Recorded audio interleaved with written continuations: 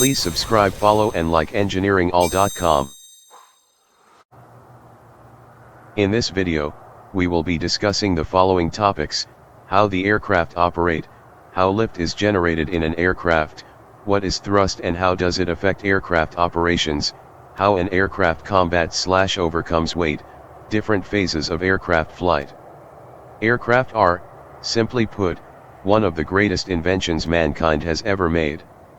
The idea is that a vehicle can transport people, and load, over thousands of miles in a matter of hours rather than the days, or even weeks, that it would take to traverse land and sea. The idea is that, almost like birds, humans too can take on the skies and make their way through. And that is exactly how early aircraft were first developed, through the observation of birds. What seemed impossible, like a myth, was proven to be possible through observation and the realization that dreams could also follow simple scientific principles. This article will address the simple scientific principles by which aircraft are able to fly. Aircraft move through the air on the basis of four forces: weight, drag, thrust and lift. The latter is arguably the most relevant force in aviation, so much thought is often given to how to generate it and maintain it. Weight is the Earth's gravitational pull on a body. Drag is the resistance to motion a body experiences as it moves through air, sort of like friction for air. Thrust is the force that propels a body forward through the air. It is generated by the body's power plant, engine.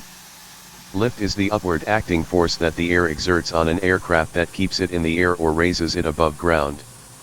Lift acts against the aircraft's weight, which pulls it down, while thrust acts against drag, which resists the aircraft's moves forward.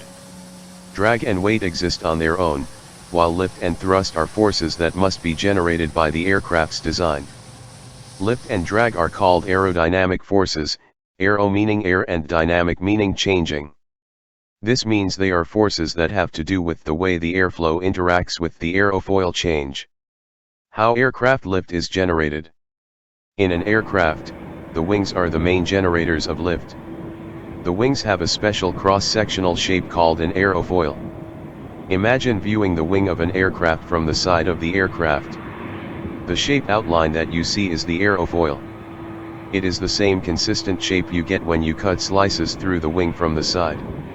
The aerofoils of planes are positively cambered, meaning the top of the aerofoil is more convex, curved outwards, and therefore has a larger surface area than the bottom of the aerofoil. When a stream of air meets the tip of the aerofoil, it separates the top part and bottom part. The air stream at the top has a longer distance to go to get to the other side of the aerofoil than the air stream at the bottom. However, they both have to get there at the same time. This means the air stream at the top has to move faster than the one at the bottom, and consequently, there is lower pressure at the top than at the bottom. The pressure-speed camber relationship can be explained further with a simple analogy. Imagine two friends meet at the end of a road that breaks into two paths and then connects again in front. The first path is curved while the second is fairly straight, but they are both to get to the front meeting point at the same time. Friend X takes the first path while friend Y takes the second path. Friend X knows she has to run faster if she wants to meet up with friend Y at the same time. If pressure is seen as the footprints they both leave on the sand paths as they run, we will see that friend X's footprints are shallower than friend Y's footprints. This is because friend X did not stay on any single point long enough for her footprint to deepen, while friend Y took his time, so his impact on points along the path would be more. Back to the aerofoil. The higher pressure at the bottom means there is a more intense push by the air there than at the top, and that causes the aerofoil to rise. This is the basic principle of the wing. There are other aerofoils on aircraft such as the horizontal stabilizer, the rudder, and so on, but the wing is the main aerofoil. The idea of wings is clearly gotten from birds. The shape of their wings was observed and used as a guide on how airflow could be used to generate lift. What is thrust and how does it affect aircraft operations? Thrust, as I said earlier, is generated by the aircraft's power plant, aka engine. There are different types of aircraft engines, but they all work on the same basic principle, using airflow to propel them forward. For propeller and turboprop-driven aircraft, a piston engine drives the propeller which spins the air as it moves and creates a sort of horizontal lift which moves the aircraft forward. Propeller blades are also aerofoils, so imagine the principle of the wings working when they are placed vertically instead. There is a higher pressure behind the propeller than in front, so the lift force pushes it forward. For gas turbine engines, air is taken into the engines, combusted with fuel, and then released through an exhaust nozzle. The air leaving the nozzle exerts a force on the aircraft, but it also has its Newton third law force pair which acts forward. That force is the thrust that propels the aircraft forward. The air leaving the nozzle is of a, typically much, higher velocity, called the jet velocity, than the one entering the engine. Generally, the higher the jet velocity, the larger the thrust produced. How an aircraft combats/overcomes weight. The weight of the aircraft pulls it down, while the main goal of the aircraft is to go or stay up. Consequently, a lot of thought is given to how to reduce the weight of aircraft. Everything from using lightweight materials for the construction of the aircraft structure to minding the weight of the load carried aboard an aircraft, ergo, the luggage restrictions on flight, acts to reduce the overall weight of the aircraft and make flight more efficient. One way weight affects the efficiency of flight is this. The greater the weight of the aircraft, the more lift the aircraft has to generate to fly. There is always a component of the lift generated by the aircraft that causes drag, lift-induced drag. The greater the drag, lift-induced, the more thrust the engine needs to produce to combat the drag and propel forward. More and more research is being put into how to make aircraft lighter, especially as aircraft systems are becoming more sophisticated.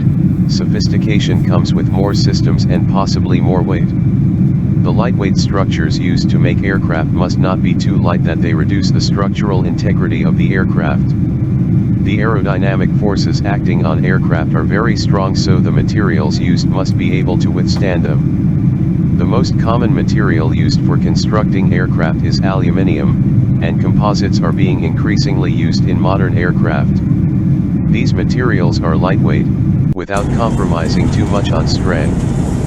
Before arriving at this point, materials such as wood and steel were tried and tested. The problem with wood was, though extremely light, it was not strong enough. The problem with steel was the opposite, it was extremely strong, but too heavy. When the aircraft's lift matches its weight, the plane maintains a level altitude. Different phases of aircraft flight. There are three main phases of flight that I will address in this article. Ascent, take off and climb. During this phase of flight, the aircraft needs to go up, so the lift generated needs to be higher than its weight. Aircraft usually climb gradually. They don't get to their cruise altitude immediately. During ascent, there is a lot of drag being generated. This is because of the combination of the attitude, pitch, of the aircraft, the large lift being generated, and the large air density. Air density decreases with altitude.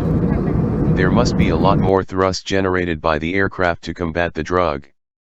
Take-off thrust is the largest amount of thrust the aircraft will produce during flight. Cruise, straight and level flight. Most commercial aircraft cruise at an altitude of 35,000 feet. At this altitude, phase of flight, the aircraft needs to go down and so reduce its lift. Through the aid of flight control surfaces on the wing, the aircraft is able to generate negative lift which, together with the weight, helps to bring it down. As you can see, the composition of the four main forces acting on an aircraft is tailored to meet the requirements pertaining to the different phases of flight. They are also tailored accordingly for different maneuvers pilots might want to perform with air. For watching, please hit the red button to subscribe for more videos. Please follow and like engineeringall.com in all social media.